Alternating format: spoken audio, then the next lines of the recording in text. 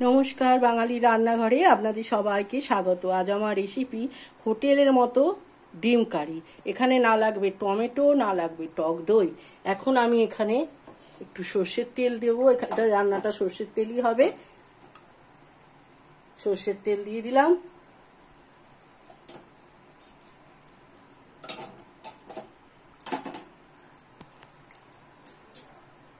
আর এখানে যে ডিমগুলো আমি সিদ্ধ করে খোলা ছাড়িয়ে অল্প একটু লবণ, হলুদ আর কাশ্মীরি লঙ্কা আর একটু ঝাল লঙ্কা দিয়ে মাখিয়ে রেখেছিলাম।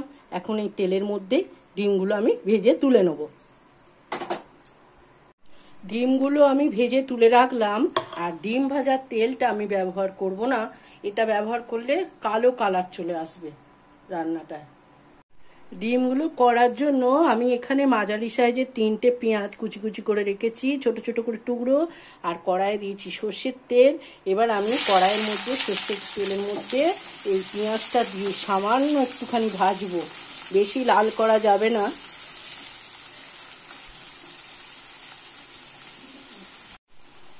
আমি সামান্য একটু ভেজে নিয়েছি। এবার আমি এখানে দেব অল্প একটু হলুদ আর দেব কাশ্মীরি লঙ্কা দিয়ে সামান্য একটু গরম জল দিয়ে আমি পেঁয়াজটাকে সিদ্ধ হতে দেবো।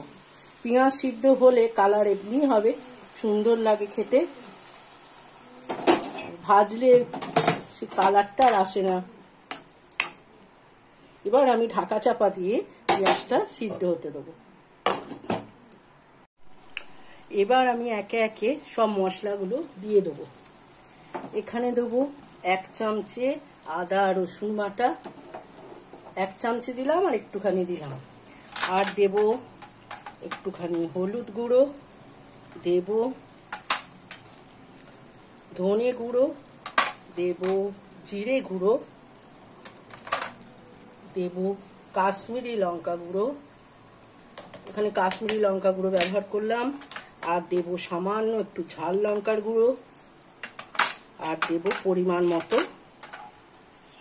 মতো দেব লবণ।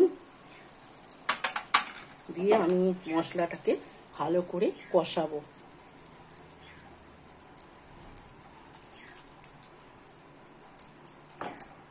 এবার এখানে দেব 2টো রসুন, গোটা রসুন আমি পরিষ্কার করে ধুয়ে রেখেছি, এটা এরম দিলাম। আর দেব একটু গরম মশলা দিয়ে ভালো করে একটুখানি গরম জল দেব।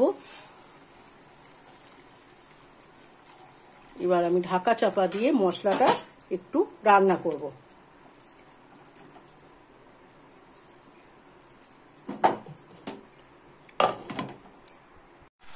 সম্পূর্ণ মশলা কষানো হয়ে গেছে, দেখুন তেল ছেড়ে গেছে। এখন এখানে এর মধ্যে দেব ভাজা ডিমগুলো দেব। ভাজা ডিম দিলাম আর তার সাথে দিতে হবে গরম জল। অল্প একটু গরম জল দিলাম, দিয়ে এটা ঢাকা চাপা দিয়ে আমি আর এই 3-4 মিনিট মতো রাখবো।